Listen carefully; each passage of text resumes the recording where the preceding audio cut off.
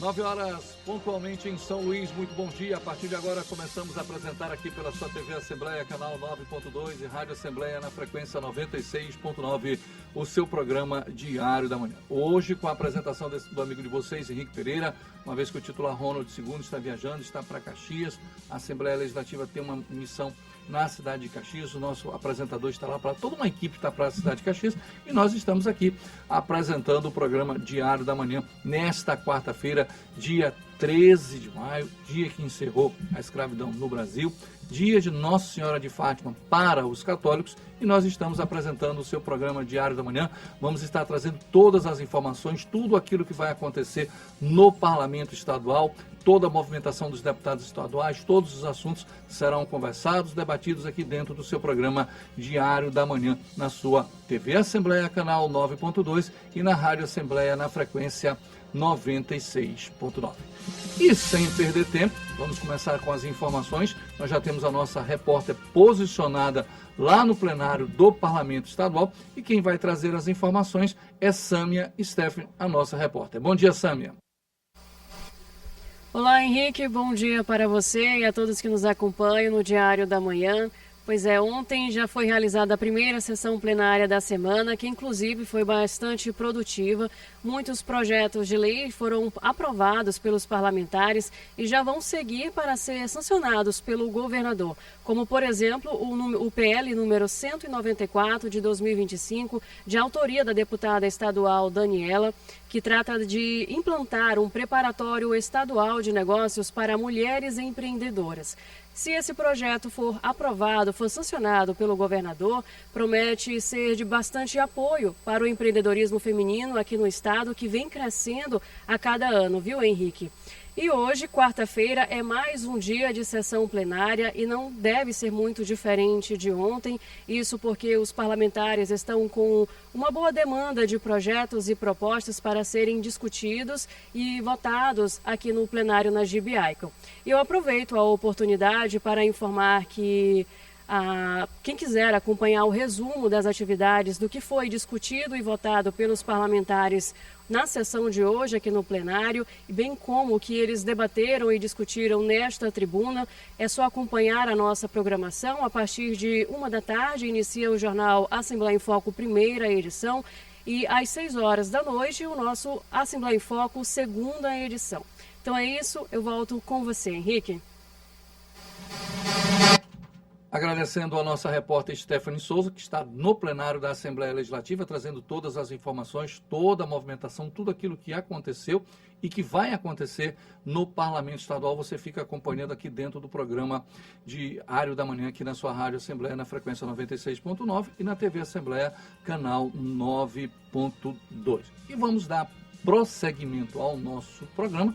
Vamos saber como é que foi a última sessão plenária no Parlamento Estadual.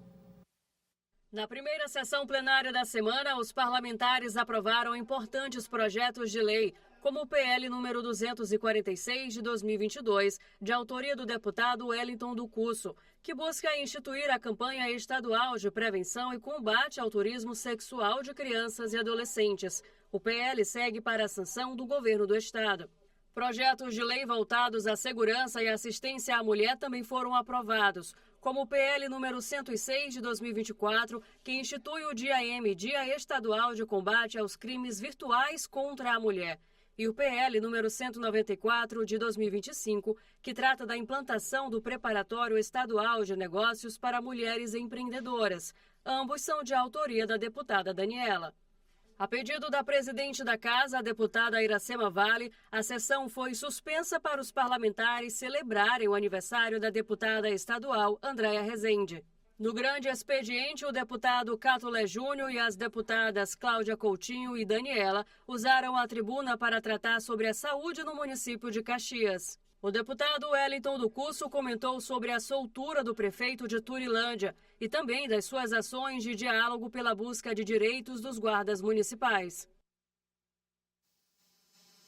Agradecendo a nossa repórter Stephanie Souza, trouxe tudo aquilo que aconteceu ontem no Parlamento Estadual, todos os deputados que se posicionaram, o deputado Wellington do Cusso, a deputada Cláudia Coutinho, todos os parlamentares que se pronunciaram ontem no Parlamento Estadual. Agora há pouco ela falou, ao vivo, falando daquilo que vai acontecer hoje, durante todo o dia, não só aqui no Parlamento Estadual, como também no interior do Estado, a movimentação dos deputados estaduais. E agora ela trouxe um retrato do que aconteceu ontem dentro da Assembleia Legislativa. Vamos dar prosseguimento ao nosso programa Diário da Manhã e vamos à nossa entrevista do dia.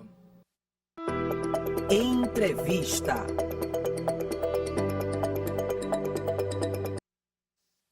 Bom, o nosso entrevistado de hoje é justamente para tratar sobre o assunto do dia de hoje, 13 de maio, que é o fim da escravidão no Brasil.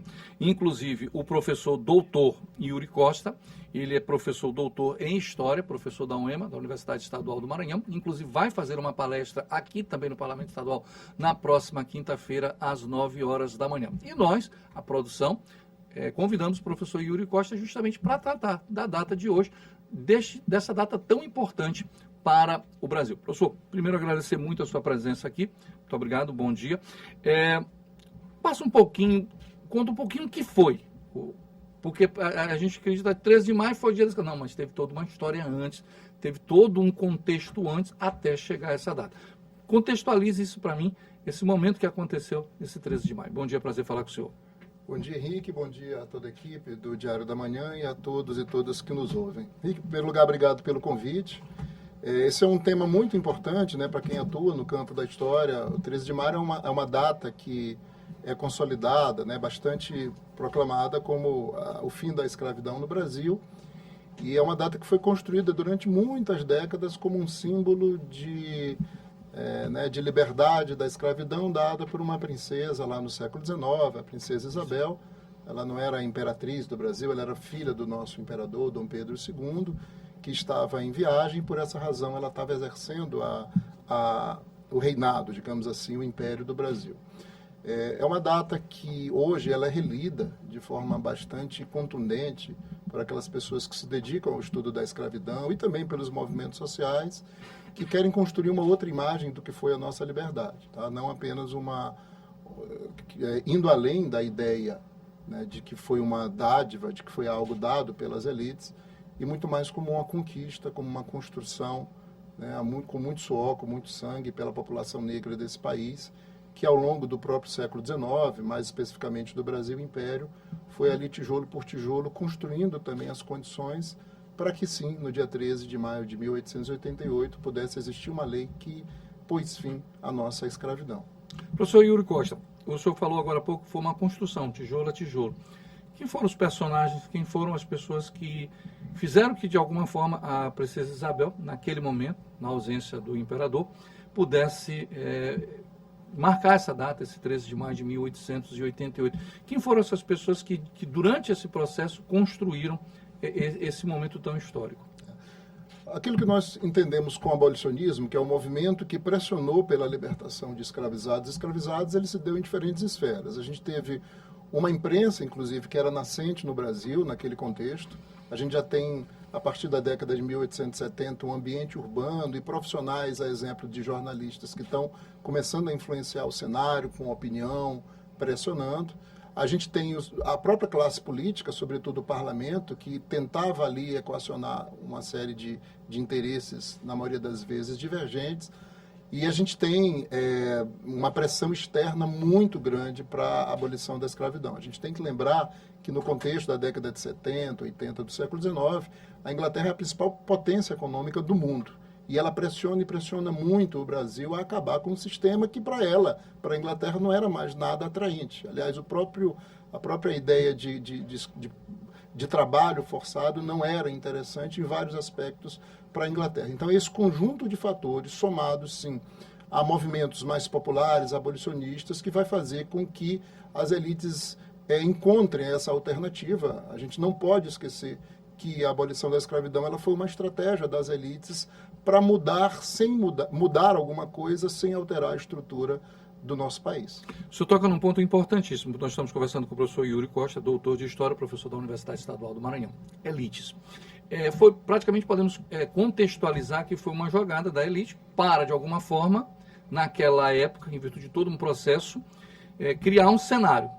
Mas, se observarmos, e aí se eu estiver errado, a gente percebe que não era interesse, mas foi uma jogada, é isso? A escravidão para vários setores da economia, inclusive para uma cafeicultura que está se deslocando do Rio de Janeiro para São Paulo, ela naquele contexto já não parece o sistema de trabalho mais interessante, porque era um sistema que perdeu a sua lucratividade na questão do tráfico. O sistema de escravidão foi o tráfico, melhor dizendo, no Brasil, o tráfico de escravizados e escravizadas vindos da África, eu digo sem dúvida alguma que foi a economia mais lucrativa que esse país já teve. Agregava muito valor. Muitas instituições, elas construíram aquilo que elas são, inclusive até hoje, a partir do tráfico de escravizados e escravizadas.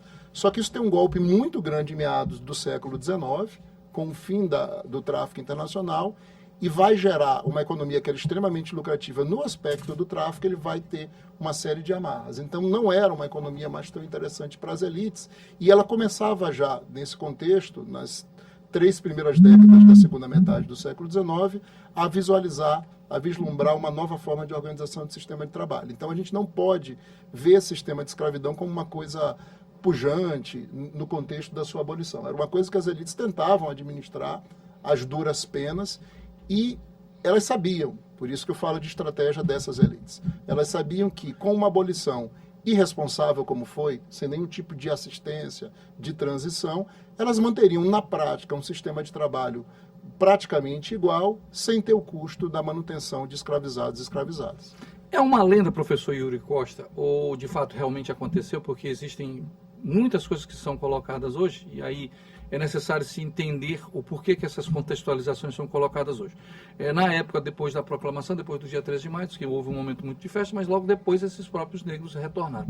O que de concreto existiu, o senhor como professor de história, um conhecedor, o que de concreto existiu pós 13 de maio na contextualização dos negros? Muito pouca coisa mudou, Henrique. Inclusive, o movimento negro até então, hoje... de fato, isso não foi lenda? Não foi lenda, não existiu. Por isso que eu uso o adjetivo irresponsável para caracterizar o 13 de maio. Não contextualizei essa palavra, porque esse adjetivo foi muito importante. E eu sou bem enfático nisso, porque, assim, inclusive, por exemplo, boa parte do movimento negro hoje não faz nada hoje no dia 13 de maio. Eles fazem reflexão, eles, de certa forma, comemoram ou refletem no dia seguinte, amanhã, no dia 14. Que na visão do movimento negro é muito mais simbólico, porque o problema não é o 13 de maio, foi uma canetada de uma lei das mais curtas que já existiu nesse país, revoga-se, está extinta a escravidão no Brasil, revoga-se as disposições em contrário. É essa que é a lei. Só tem um parágrafo. Só tem isso. E no dia seguinte a situação, né, não mudou nada. Então, o dia seguinte é um dia... Eu não estou dizendo que hoje não é uma data relevantíssima para a gente discutir, mas é o dia seguinte que, na prática, importa, porque muito pouco, quase nada, foi alterado. Tá? Foi alterado. Então, essa é uma discussão que é muito cara aos movimentos sociais. E, como sempre, como toda essa articulação feita pelas elites ao longo, sobretudo, do Brasil Império, o ônus, os encargos de uma lei supostamente que atendia aos escravizados, ela recaiu sobre essas mesmas pessoas. Se a gente for pensar com o fim do tráfico, um negro ou negra escravizado ilegalmente que chegava no Brasil teria que pagar a sua volta à África, se quisesse e se pudesse. Com a lei do ventre livre, o escravizado trabalhava mais 20 ou 21 anos para pagar a sua indenização. Sexagenários, a partir de 60 anos, trabalhava mais, e não foi diferente com a Lei Áurea. Tá? A gente tem uma escravidão que eu coloco, uma abolição que eu coloco como irresponsável, exatamente porque a partir daí, usando uma expressão mais simples, é claro, cada um que se virasse para fazer, né, da sua vida o que quisesse e o que pudesse. A gente consegue perceber que as leis, todas elas, inclusive a própria Lei Áurea, elas foram, de alguma forma, e eu sou o adjetivo perfeito, irresponsáveis. Todas elas, se prestarem atenção, elas não tinham um cunho de solucionar absolutamente nada. Era mais que passar um pano. O porquê desse cenário? Era a elite que tomava essa postura? Sim, a gente costuma estudar desde lá do ensino médio que as chamadas leis abolicionistas, que eu citei há pouco, fim do tráfico, né, eram leis que foram progressivamente caminhando para um ápice, que foi a Lei Áurea. Então a gente lê essas leis como leis positivas, que tijolo a tijolo foram construindo uma liberdade plena adquirida pela Lei Áurea. Essa é a visão que a gente costuma ter. Mas, na verdade, o sinal é inverso. Elas foram leis que foram estrategicamente sendo colocadas como as elites, como um instrumento de manutenção do cativeiro, ou seja, de perpetuação da escravidão. Como eu não quero a emancipação, a libertação dos escravizados nesse momento, eu crio uma lei que aparentemente caminha para essa liberdade, mas que na prática mantém a estrutura de todo o sistema com algumas mudanças. Então, é uma estratégia, é aquilo que alguns historiadores e historiadoras chamam de movimento de um gradualismo conservador, no sentido de ser algo gradual e que na prática caminha para a manutenção daquilo que eles entendiam principal, que era o sistema como um todo. Nós estamos conversando com o professor Yuri Costa, ele é historiador, defensor público federal, doutor em História e professor da Universidade Estadual do Maranhão, sobre justamente esse dia 13 de maio, que é o dia que teve a Lei Áurea aqui. O senhor destacou agora há pouco que passado um dia não mudou nada, passado 100 anos. Aí a gente entra naquilo que a gente costuma discutir como pós-abolição. Pós-abolição é um daqueles períodos na história interessante para os historiadores e historiadoras, porque a gente sabe quando ele começa, 1888, mas a gente não sabe quando ele termina. Eu diria que nós estamos ainda no pós-abolição, porque a gente nunca teve no Brasil uma mudança realmente séria, planejada e estrutural de mudar alguma coisa no sentido das condições. Há pessoas, por exemplo, que estudam o processo de urbanização do Brasil, e há uma coincidência muito grande entre o fim da escravidão e o surgimento daquilo que depois veio a ser chamado de favelas, iniciando pelo Rio de Janeiro e depois se espalhando esse modelo de habitação. E a coincidência no sentido de que é uma das consequências da própria abolição da escravidão. Sem o trabalho compulsório, tá, há uma pressão muito grande no campo, há uma continuidade de um sistema que hoje a gente chamaria de arrendamento. Você é dono da sua liberdade, tudo bem. Você não tem terra para trabalhar. Você quer que sua família se alimente? Você trabalha aqui 6 dias na minha terra, eu, proprietário de terras, e um dia o que você conseguir produzir fica para você. Então, esse é um sistema que vigorou no pós-abolição. Tá? E isso pressionou muito o campo e foi fazendo com que pessoas pobres, e negras rumassem para a cidade. E aí começa a surgir. Eu estou usando um exemplo daquilo que a gente pode perceber como as consequências de uma abolição que, na verdade, nunca foi completa e, como eu disse há pouco, foi irresponsável, porque não tentou e não teve, de nenhuma maneira, esse compromisso de minimamente ver a condição dessas pessoas para dizer, acabou um sistema, nós entendemos que hoje ele é ilegal, mas com relação àquilo que aconteceu no passado, nada vai ser feito. E foi dessa forma que o Estado sempre tratou o fim da escravidão no Brasil. Na próxima sexta-feira, dia 15, o senhor terá uma palestra aqui, mesmo na Assembleia Legislativa do Estado do Maranhão.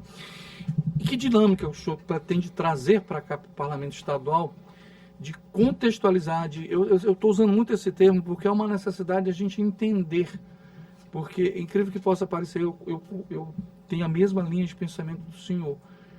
Passado um dia, passado 100 anos, eu ainda vejo. É perceptível, é triste até, que ainda tem muita coisa para mudar. E o que o senhor pretende trazer para o Parlamento Estadual para que as pessoas consigam ver além da Lei Áurea?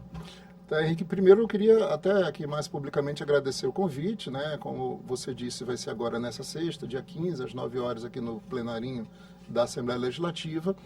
E a ideia é basicamente essa, e como você já citou, é contextualizar. Eu acho que tem alguns temas na história que a gente toma como batidos, como temas que já são dados, como a própria ideia de escravidão, de abolição, e a minha ideia digamos assim, provocar as pessoas presentes para refletir de que a coisa não é assim. A gente ainda não tem exatamente uma real dimensão do que foi a escravidão no Brasil. Eu costumo dizer que o Brasil não foi um país apenas com escravos, ele foi um país escravista. A escravidão aqui, ela não foi uma das alternativas de trabalho, como foi, por exemplo, em Portugal, no mesmo contexto.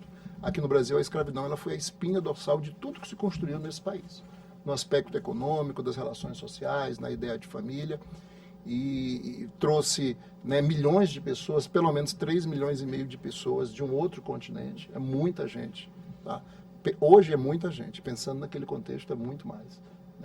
Então, a gente está falando de um universo de pessoas que ainda hoje estão aqui, se não as mesmas pessoas, mas através de seus descendentes, estão aqui presentes e sofrem tudo aquilo que a abolição da escravidão, da forma como foi, não resolveu. Por isso, que um outro tema que eu pretendo explorar na conversa aqui da sexta-feira é exatamente a ideia de reparação histórica que muito tem se discutido na atualidade. Essa semana mesmo foi levada a público, de maneira mais incisiva, a existência de 187 contas na Caixa Econômica Federal que estavam abertas no dia 13 de maio, né? Aí a gente volta à discussão do dia seguinte, de pessoas escravizadas que mantinham uma economia para tentar comprar a sua liberdade naquele contexto.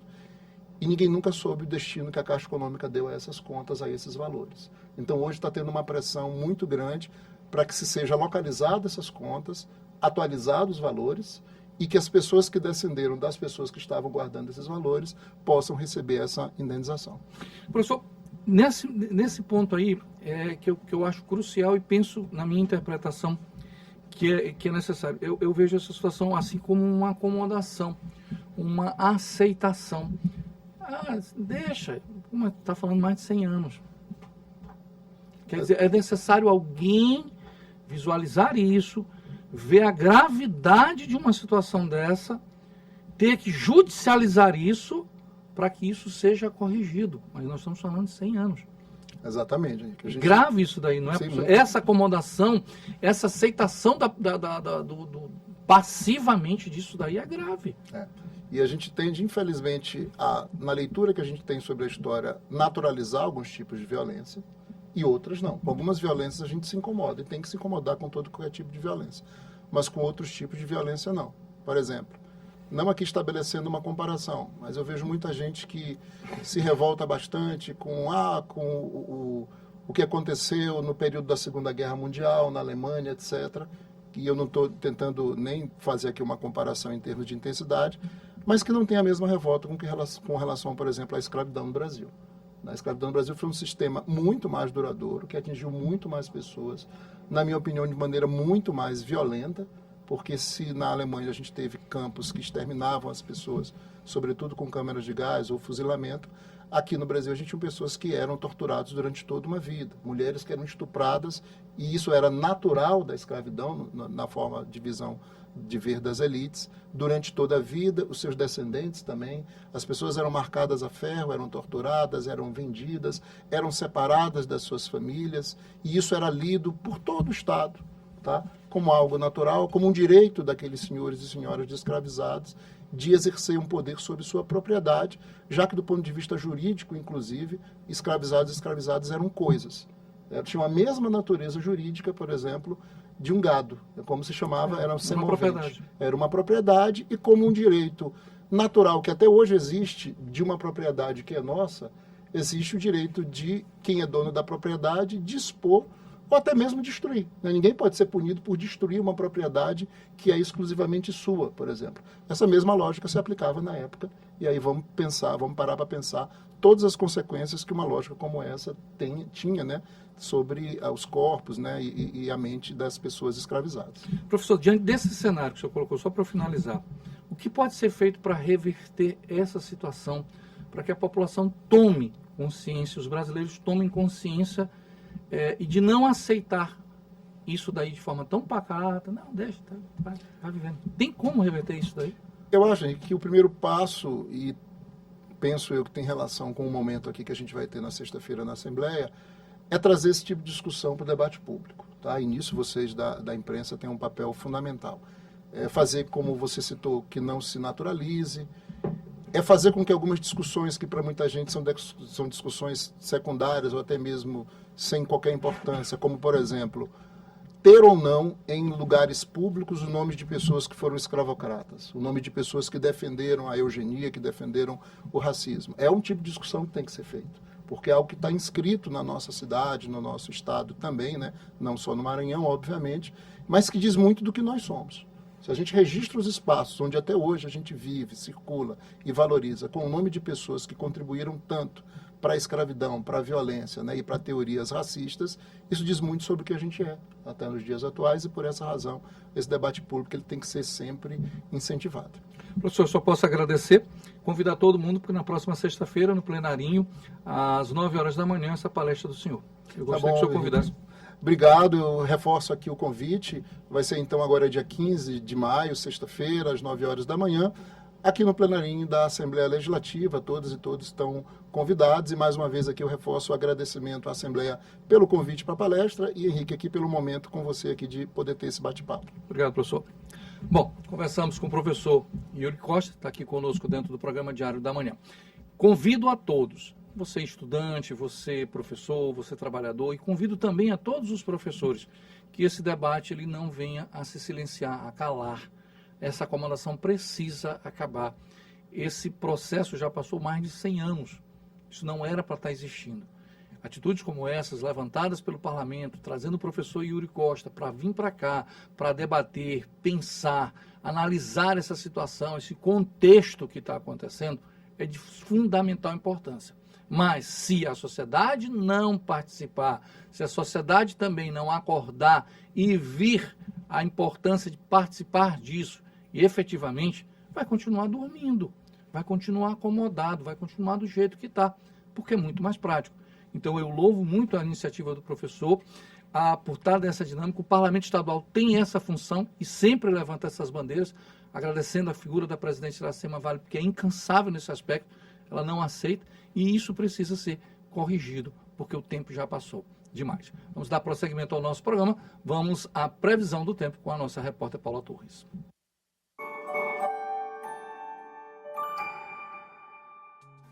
Oi, muito bom dia para você e para todo mundo que nos acompanha aqui no Diário da Manhã. E olha, se for sair de casa hoje, já pega o guarda-chuva porque a quarta-feira promete ser de tempo bem estável em boa parte do Maranhão. Aqui em São Luís, o dia começa com muitas nuvens e chuva forte aparecendo em vários momentos. Mesmo quando a chuva dá uma trégua, o céu continua carregado. As temperaturas ficam entre 23 e 29 graus. Então, o tempo segue abafado aqui na capital. E atenção, porque o INMET mantém alerta amarelo de chuvas intensas para áreas do norte maranhense, incluindo São Luís e cidades próximas. Tem risco de alagamentos, ventos fortes e até queda de energia em alguns pontos. Agora a gente segue para o litoral ocidental, na região de Bequimão. Por lá o calor aparece entre nuvens ao longo do dia, mas a chuva ganha força principalmente durante a tarde. E à noite o cenário muda bastante, com previsão até de temporal. As temperaturas variam entre 23 e 30 graus. Agora vamos para o leste do estado, em Água Doce do Maranhão, e por lá o tempo fica ainda mais carregado. A previsão de chuva forte acompanhada de trovoadas durante praticamente todo o dia. As temperaturas não mudam muito em relação à capital, variando entre 23 e 29 graus. Daqui a pouco eu volto na F1 com mais detalhes. Uma excelente manhã para você e uma quarta abençoada.